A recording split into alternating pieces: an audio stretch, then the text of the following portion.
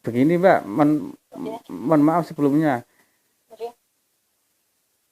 Kira-kira kalau masalah ini saya angkat gitu Mbak, terus saya publis ke masyarakat umum Jawa Timur dan Indonesia itu, kira-kira Mbak Ika bersedia atau tidak gitu Mbak?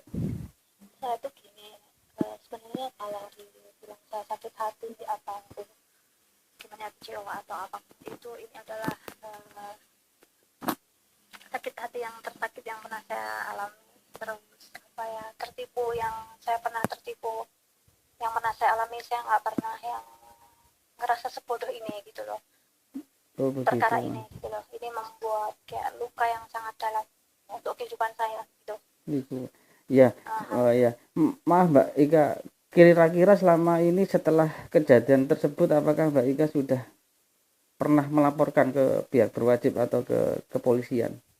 Enggak, belum. Jadi saya tuh kan gimana saya mau melapor gitu kan, saya juga lemah, maksudnya gini, ya saya secara hati saya sakit hati, sangat sakit hati, bukan hanya saya, ibu saya juga gitu kan, karena ibu saya juga tahu gitu kan, dan sudah ke rumah saya gitu kan beberapa kali, bahkan tidur di Hmm. rumah saya, ya kan. Oh begitu. Berarti ini Gus Idris ini pernah bermalam ya atau nginep di rumahnya panjenengan gitu Iya, Mbak ya? iya, Oh iya, begitu. dan ini semua tahu, saya itu tahu, Ki Ageng tahu, semua tahu, dan adiknya sendiri pun tahu, karena saya tidurnya bertiga dengan adiknya gitu loh. Adiknya yang Adiknya perempuan ini ya? yang perempuan tuh, yang hikmah itu loh. Ya oke oke. Ya baik. Itu terbuka dua juga, saya pikir kayaknya gitu loh, menurut saya sih gitu loh. Dia Hmm. bilang, kenapa dia waktu itu bilang, maksudnya mengiyakan gitu loh, iya, kalau Mbak Ika cocok ya gini-gini ini, yo oh mas wes cocok, yo wes gini. Saya kan nanya berkali-kali, sebenarnya tahu dia itu 2 tahun yang lalu sudah ngejar-ngejar saya nggak mau gitu, karena saya tahu dia punya istri gitu kan. Dia kemarin yang ini kan bilangnya, tenang aku ora ngapun sih bojokis gak ono kabarin, gak bakal balik 4 tahun gak pulang, bla bla bla bla, sampai meyakinkan saya, ibu saya, dan lain sebagainya. Akhirnya ya wes nek pancen tenan-tenannya seperti itu, nggak taunya kan seperti ini gitu loh. Padahal gimana ya, saya sebenarnya, ya Allah, saya juga ngerasa nggak tahu kok, kayak manut aja, kayak goblok gitu loh saya itu. Padahal kalau dipikir dia itu orang yang nggak berpendidikan gitu loh, jauh pendidikannya sama saya gitu, kok saya bisa tergoblok gitu loh ya. Saya malu, saya sakit hati, pokoknya jadi satu gitu.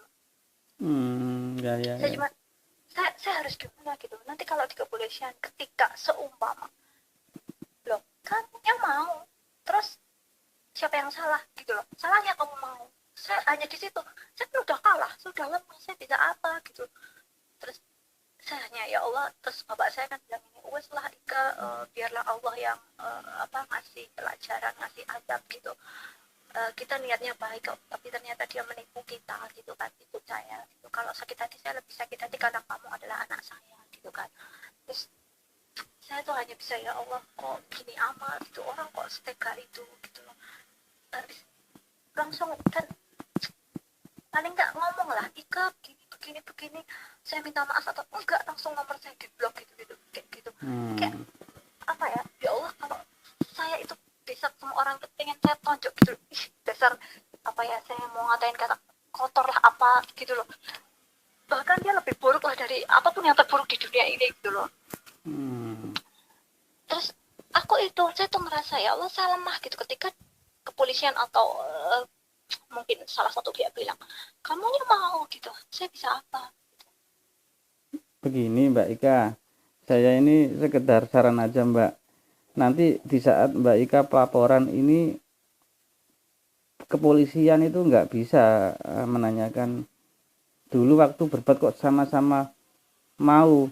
Mbak Ika bisa begini, enggak Pak, saya dulu tidak mau, dipaksa dikarenakan dijanjikan sesuatu ini gitu. Poinnya di situ Mbak Ika. Oh gitu ya. Ya, soalnya saya pernah menangani kasus seperti ini, insya Allah, Jadi alhamdulillah. dia tuh dia bilang gini kan, awalnya Ika cuma tolongin saya, tolong saya gitu kan. Aku tuh juga kayak ngerasa orang terhipnotis gitu loh, kok saya mau gitu, bodoh, saya goblok amat gitu. Hmm. Pokoknya saya juga benci gitu kalau saya ingat hal itu gitu, kok iso sih gitu loh. Hmm. Hmm. Gitu. Ya ya ya ya.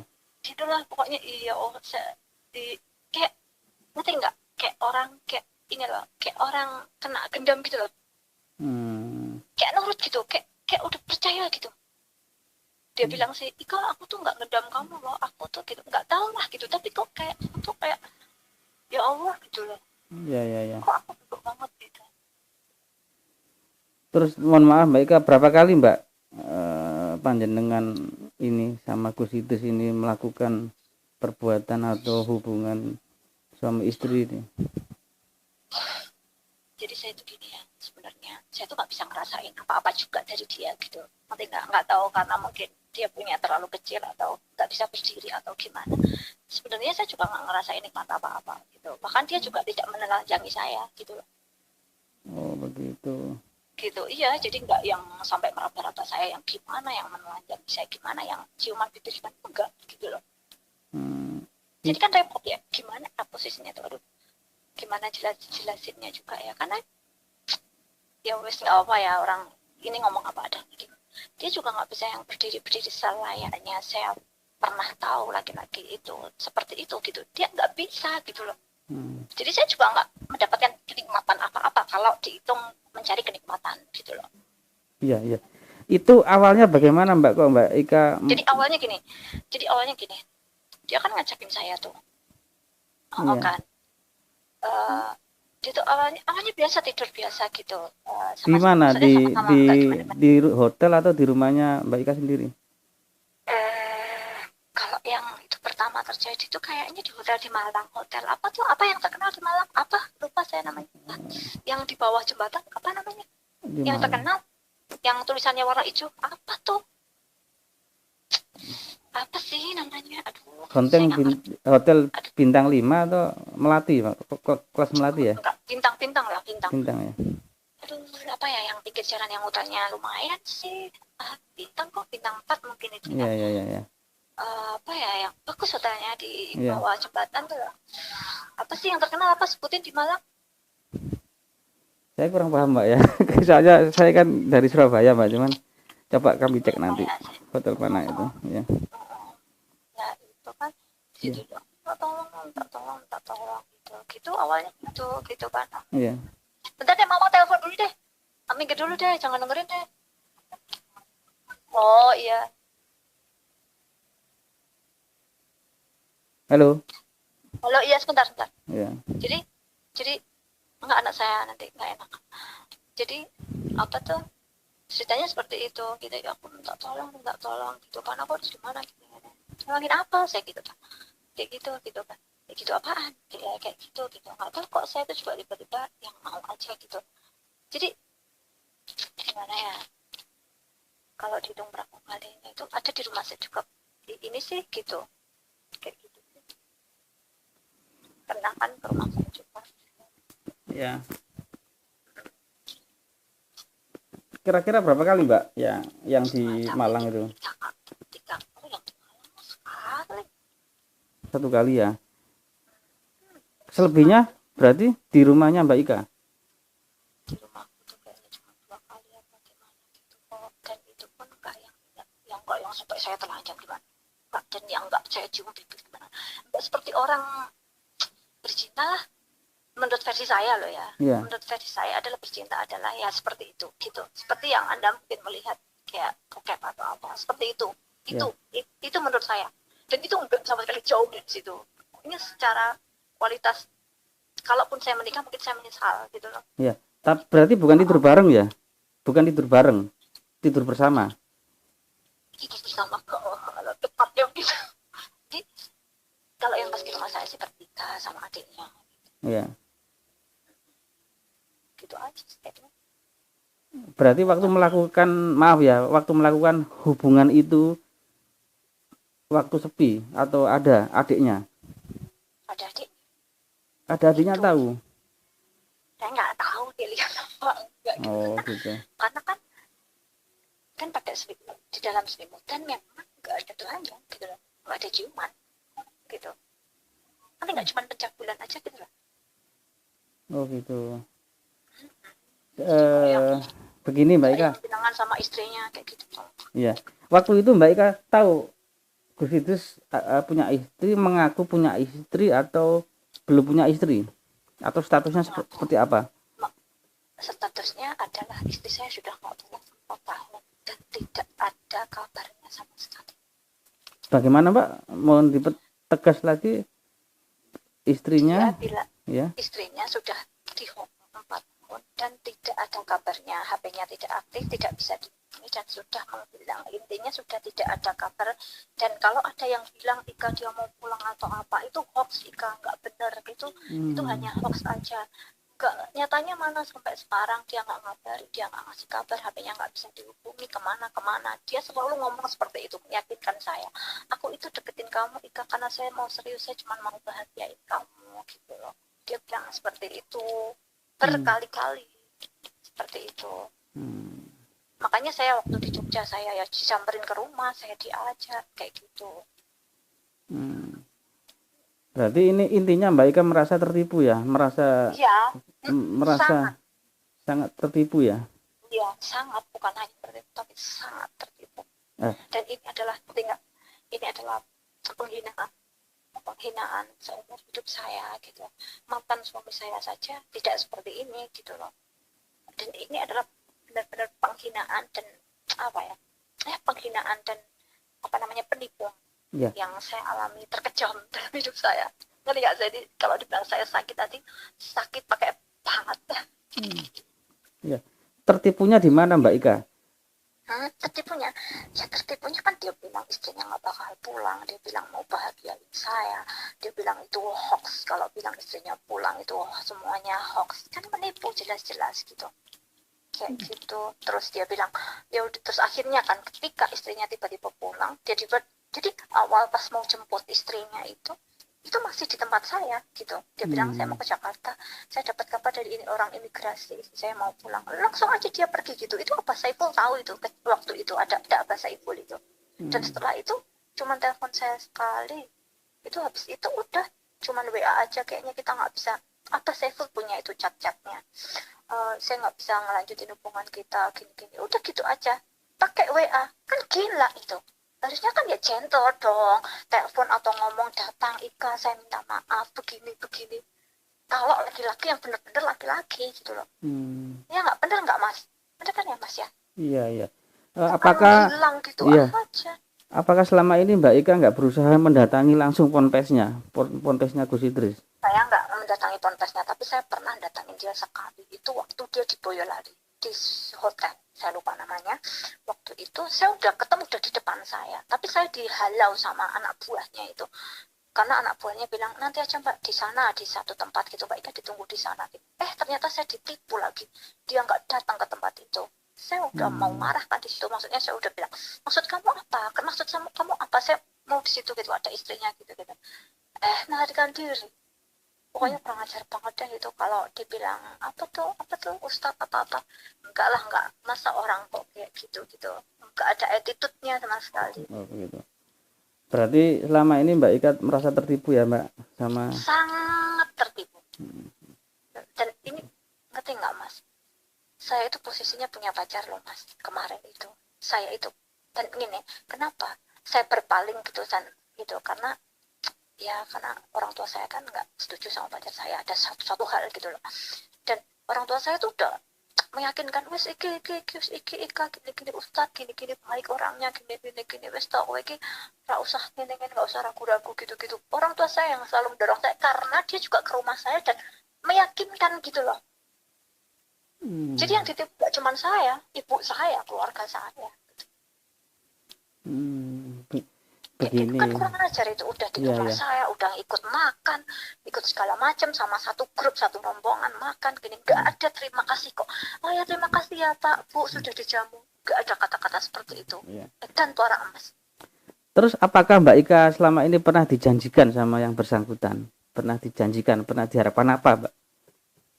Kalau dijanjikan dia bilang gini, saya cuma mau bahagiain kamu gitu kan. Terus bilang sama adiknya yang hikmah itu, yang perempuan itu bilang, hikmah cocok orang Mbak Ika gitu kan. Ya wes cocok gitu. Ya wes ya nek kalau ada jodoh kita nanti kita nikah, dia bilang gitu kan. Maksudnya gitu. Dia bilang gitu kan. Saya bilang ya aku tuh mencintai kamu gitulah. Terus akhirnya pas istrinya udah mau pulang itu bilang, Ika kalau misalnya kita nggak jodoh, kamu percaya aja saya mencintai kamu sampai kapanpun. Akhirnya dia berbalik seperti itu. Maksudnya ya saya akan pelan-pelan berusaha meyakinkan istri saya untuk bisa menikahi kamu gitu kan, jadi istri saya yang kedua. Oh gitu, saya gitu kan, ya lihat aja gitu. Habis gitu tiba-tiba bilang, Ika saya kayaknya nggak bisa dinikah, orang tua saya nggak setuju kalau saya nikahin kamu gitu. Udah habis itu saya diblok. Kurang ajar nggak? Oh, berarti setelah yang bersangkutan ya atau Gus Idris ini, Idris, bukan Kus, itu Idris. ya, Ngapain Kus, Mas? iya kita dunia media enggak boleh, Pak. Iya, iya, iya, iya, betul. Saya menyebutnya di sini yang bersangkutan aja lah biar Enggak, ya. enggak, enggak, betul. Itu setelah yang bersangkutan ini, maaf ya Mbak, meniduri Mbak Ika atau bercinta dengan Mbak Ika, setelah itu langsung menghilang dengan alasan itu tadi, kalau keluarganya tidak menyetujui. Iya, bapak ibu nggak boleh, bapakku nggak boleh aku nikahin kamu, Ika, gitu. Katanya nggak setuju. Saya lebih baik mereka bahagia daripada saya egois mengikuti kebahagiaan saya sendiri, gitu. Ngomongnya seperti itu. Terus keluarganya apakah tahu Mbak, kalau panjenengan sudah berhubungan intim dengan yang bersangkutan? Tahu apa enggak saya kurang tahu, tapi cat-catnya itu yang saya tidur sama adik nenek gitu-gitu kayak gitu saya kirimkan ke adiknya, saya kirimkan ke ibunya, tapi mereka baca atau enggak saya nggak tahu karena mereka nggak pernah respon gitu loh. Maksudnya sepertinya terkirim tapi mereka pura-pura nggak tahu gitu loh, kayak gitu. Saya pernah juga chat ke istrinya, itu saya chat gitu semuanya gitu-gitu. Akhirnya saya diblok sama istrinya juga gitu, malah ngatain saya, kamu ya yang pelacur, kalau kamu tuh perempuan baik-baik nggak mungkin lah gini. Suami saya itu intinya pokoknya dia nggak mungkin seperti itu, gini kamu aja yang ngejar-ngejar gitu kayak gitu, kamu aja yang pelacur apalah, ngata-ngatain saya gitu. Terus saya ketawa-ketawa, terus berarti suami kamu apa ya, kayak gitulah saya kayak gituin. Akhirnya dia mungkin nggak tahan dengan ocehan saya atau gimana, akhirnya saya di blok gitu sama istrinya itu gitu. Oh gitu. Yang terakhir Mbak Ika, ini mohon maaf, semisalkan ya Mbak ya, kasus ini saya angkat ya, saya publikasikan. Semisalkan Mbak Ika melaporkan kejadian ini ke kepolisian terdekat gitu, bagaimana Mbak untuk modal kita sebagai media untuk pegangan gitu Mbak? Saya tuh soalnya saya di Bogor, sedangkan saya harus laporan kemana? Yang terdekat Mbak. Kan di Bogor, saya itu kan kejadian kan di Klaten sama di Malang, gimana dong?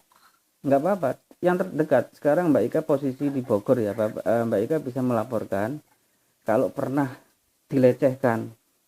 Laporannya seperti itu Mbak, pernah dilecehkan. Terus kejadiannya tanggal berapa gitu, saya lupa gimana? Ya harus diinget-inget Mbak, diinget-inget. Waduh.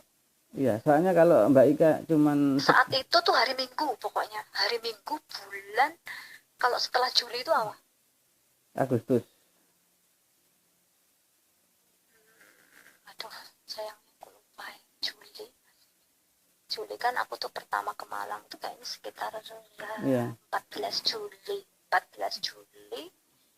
Terus aduh lupa ya. Ini mintanya Mbak Ika ini yang bersangkutan ya, atau Idris ini mintanya maunya seperti apa? Mau bertanggung jawab menikahi Mbak Ika, atau Mbak Ika mau Gus Idris ini dipidanakan? Dipidanakan, saya nggak mau sama orang seperti itu, ngapain. Nah, kalau dipidanakan syarat utama seperti itu Mbak Ika. Pertama, pelaporan dulu ke kepolisian, nanti kita bantu follow up, kita bantu publis ke masyarakat. Kalau sudah masuk ke